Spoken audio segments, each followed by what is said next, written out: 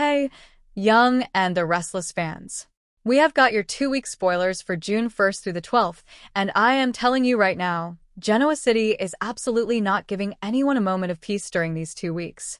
We're talking Nikki Newman's health taking a genuinely terrifying turn with a shocking illness that is going to rock the entire Newman family to its core, Adam Newman making one of the most bizarre and out-of-nowhere requests we have seen from him in a long time that has Chelsea completely blindsided. Matt Clark's memories starting to creep back into that twisted brain of his with consequences nobody is fully prepared for. And so much more happening across Genoa City that you're going to need to clear your schedule.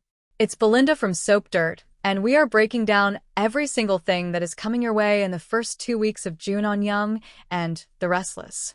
But before we dive into all of it, if you're not already subscribed, please hit that subscribe button right now because this podcast is where you get everything first. All right, let's get into it. Monday, June 1st, and we are diving straight into Newman family territory, which is always where some of the most emotionally charged material on this show lives. Victor, Nikki, and Victoria all come together and agree that Nick needs to go to rehab. This is a family reaching a consensus about something painful, and it is not easy for any of them. Nikki thanks Victor for making sure she found out about Nick's overdose and his hospital stay, because that is the kind of information she needed to know regardless of where things stand between her and Victor personally. And then Victoria, being Victoria, decides that this moment of family unity is the perfect opportunity to push a reunion between her parents. She tells them point blank that their split is tearing the whole family apart. And then she storms out on both of them, which is such a Victoria move, drop the emotional grenade, and walk out before the explosion. After Victoria leaves, Nikki opens up to Victor about something that has clearly been sitting heavy on her. She worries that their split may have contributed to Nick's addiction, that their fractured relationship created an environment that pushed Nick toward the edge. And Victor, in classic Victor fashion, is not having any of that. He puts all of it squarely on Matt. In Victor's mind, Matt is responsible, full stop. And then when Nikki starts talking about the possibility of reconciling, Victor makes his position absolutely crystal clear. He tells her, sure, if you cut Jack out of your life. He looks her in the eye and says it is Jack or it is me. There is no middle ground, no negotiation, no wiggle room. And then Victor storms out, because Victor Newman does not linger after ultimatums. And once he is gone, Nikki gets another one of those agonizing headaches. And we know from everything that has been building in this storyline that these headaches are not just stress. Something is genuinely wrong, and it is getting worse. Over with Nick. He is telling Sharon and Noah that he wants vengeance on Matt. He wants it badly. But here is the fascinating and complicated thing about where Matt is right now. He does not remember any of it. He is essentially a scared, confused man who has no access to the person he was, and Sharon is genuinely stunned by this. Because the Matt standing in front of her is not the monster she expected. He seems like a decent human being. That disconnect between the man Matt was and the man he appears to be right now is something Sharon cannot fully reconcile, and it is going to keep her from being as certain about the revenge plan as Nick and Noah are. Noah has a big reveal on Monday. He shows everyone his new club in Genoa City, and it is an exact replica of the LA Shadow Room. Same layout, same vibe, same energy. Because it is the same set, but we're going to roll with the in-story explanation. Nick and Noah's logic here is that bringing Matt to a space that looks and feels exactly like the place where he ran his fentanyl operation might be enough to start triggering his memories. If the environment is the key that unlocks what is buried in his brain, then this is the plan. Meanwhile, Matt is alone in the gym, having a complete breakdown. He is at the heavy bag, physically working through the frustration and confusion of not knowing who he is, sobbing, completely lost. And then Nick walks in and tells him it is time for a field trip. Nick tells Matt he is safe, for now, and explains that they're going to try to trigger his memories. They want to bring him back to himself. And when they get to the shadow room, Sienna is already there, and the place gives her the creeps in a way she cannot fully explain. Noah tries to reassure her that they will make good memories there. But Sienna tells Matt she is not sure she actually wants his memories to come back. Because she has seen what he is capable of, and she is scared of what returns with those memories. Noah tells her it is the only way to get justice, and on a logical level, he is right. When Sharon arrives followed by Matt and Nick, Sienna tells Matt directly what the Shadow Room is, a replica of the LA club where he ran his fentanyl operation. And Matt does not like hearing that. At all. Hearing that he was a drug dealer is deeply upsetting to the version of him that exists right now. But as he walks around the space, things start to happen. Flashes. He gets images of confronting Noah over sleeping with Sienna. He gets a flash of Nick punching him. He remembers Victor telling him he would be better off dead. And here is the critical thing. At this stage, he is only remembering the moments where people were awful to him. He is not remembering any of the terrible things he did that provoked all of it. So from Matt's perspective in this moment, he is just seeing a world that hated him for no apparent reason. And he turns his back on everyone in that room to hide whatever is happening on his face, as more and more filters back into his brain. That image, Matt hiding his reaction. The audience not knowing whether what is returning is going to make him sympathetic or dangerous, is genuinely compelling television. Elsewhere on Monday, Billy and Sally are in full wedding and honeymoon planning mode, and it is a genuinely happy scene in the middle of all this Newman chaos. Jack congratulates them on the engagement and the baby, and he tells Sally how thrilled he is that she is going to be part of the Abbott family. He tells her he is hoping for a little girl. And then Billy asks Jack to be his best man, and of course Jack says yes. Because whatever else is going on between these two brothers, that bond is real, and it runs deep. They also get into the topic of Diane being missing, and Jack tells Billy he thinks Patty is behind it. Billy reveals that Patty told him she needed to get Diane out of the way so she could be with Jack. And when Jack asks why Billy did not tell him, Billy explains he told Diane, and she dismissed it as nonsense. So now Jack is sitting on the information that Patty potentially has his wife. He has a private eye already looking, and he is genuinely worried. That worry is going to keep building. Sally is also having a moment of her own on Monday. She is freaking out to Audra because things in her life are going so well right now, and Sally Spectra does not fully trust good things. She is waiting for the other shoe to drop because, in her experience, when everything lines up like this, something is usually about to go wrong. Audra reassures her. And Sally tells Audra how glad she is that she asked her and Billy to stand by her side. Audra tells Sally that Billy has no idea how lucky he got, and honestly, she is not wrong.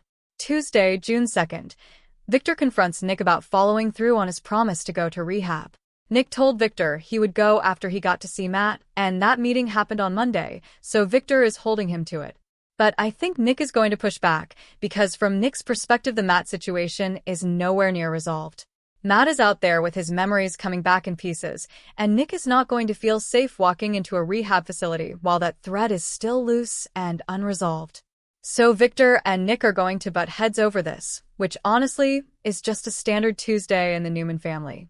Sharon is starting to wonder if Matt really has changed on Tuesday, and this is such a rich character moment for her.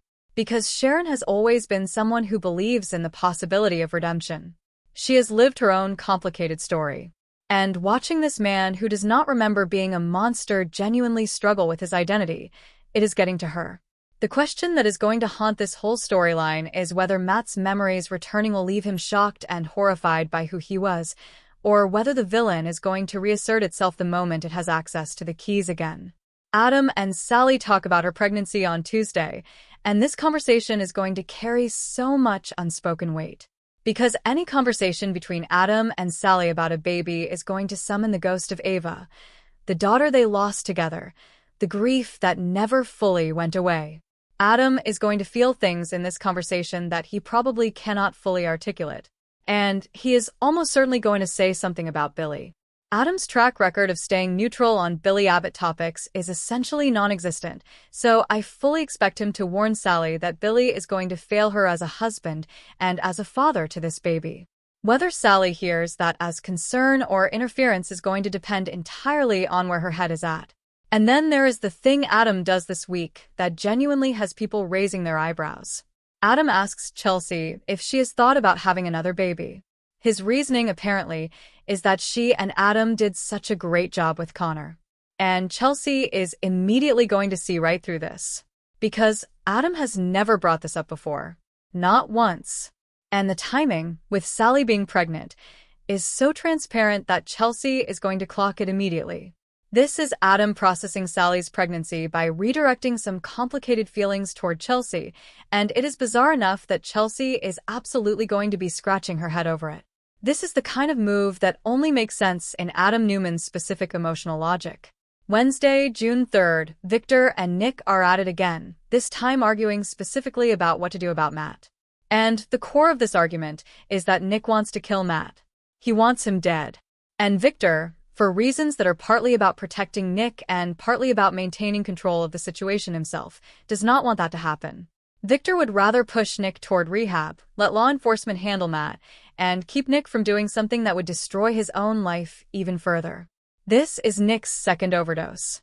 The stakes of him staying in this dangerous, revenge-fueled headspace are extremely high. But Nick is a hothead who is furious and grieving and barely holding it together, and Victor telling him to be patient and rational is not going to land easily. Sienna is sharing her concerns with Noah about the shadow room on Wednesday. She is still unsettled by the whole thing, the space, what it represents, what it might awaken. And honestly, her instincts are not wrong. Lily hits Devin with some tough love on Wednesday, and based on where Devin has been emotionally, this is probably about his ongoing anger issues and the animosity he has been carrying toward Kane. Lily loves Devin, and she's going to say what needs to be said because that is who she is. She does not let the people she loves spiral without pushing back. And then there is a really exciting development on Wednesday for the hospital side of things. Stephanie gets a call from the board of Genoa City Memorial Hospital. They are looking for a new chief of staff, and someone put her name forward. That someone turns out to be Nate. He sits down with Stephanie to talk through it and help her think about whether she wants to accept. This is a significant professional opportunity for Stephanie, and it is going to be a meaningful conversation between her and Nate about where she wants her career to go. June 4th. And this is the one that is going to have Newman family fans genuinely frightened. Victoria is really worried about Nikki's health on Thursday. And Nikki, trying to manage the concern, tells Victoria that the migraines are not new, that her neurologist will probably just say it is another multiple sclerosis symptom, that she is already on medication for all of this. She is minimizing. She is protecting her daughter from the full weight of what she is feeling. But Victoria's instincts are telling her this is something more serious than a routine MS flare. And we know from everything we have been tracking that Victoria is right. Something is genuinely wrong with Nikki Newman, and it is going to get significantly worse before it gets better. So watch Victoria's worry on Thursday as a preview of what is coming. Victor feels triumphant on Thursday, and this may be the moment where he gets Newman Enterprises back from Phyllis. Because by the end of this week, Phyllis is going to be asking Michael to help clear her name. She has been backed into a corner, and she knows it. And Victor getting the company back would absolutely make him feel like the king of Genoa City all over again, which is his natural state. We are also getting new scenes with Christine Williams this week, and Victor may be telling her he wants to drop the charges now that he has what he wanted. But whether Christine goes along with that is genuinely uncertain, because Christine has never been someone who simply does Victor Newman's bidding. She has her own sense of justice, and she has been wanting to hold Phyllis accountable for a long time. Victor wanting to be magnanimous in victory does not mean Christine is going to hand Phyllis a clean slate. Friday, June 5th, Sharon still believes in Phyllis on Friday. This could be connected to the Matt storyline. Maybe Sharon sees something in Phyllis's situation that resonates with her own complicated feelings about judgment and redemption. Or it could be that Sharon genuinely believes Phyllis regrets what she did with the Newman takeover and thinks there is a version of this that ends without Phyllis going to prison. Sharon has always been someone who holds on to belief in people longer than most, and that quality is on full display here. Halden and Audrey's past catches up with them by the end of the week. Halden is going to spill everything to Claire, and whatever secret these two have been sitting on, it is big enough that the reveal is going to create significant fallout. The fact that it comes out on Friday means we are heading into the June 8th week with that bomb already detonated. Victor follows through on a promise on Friday. Given the timing and the context,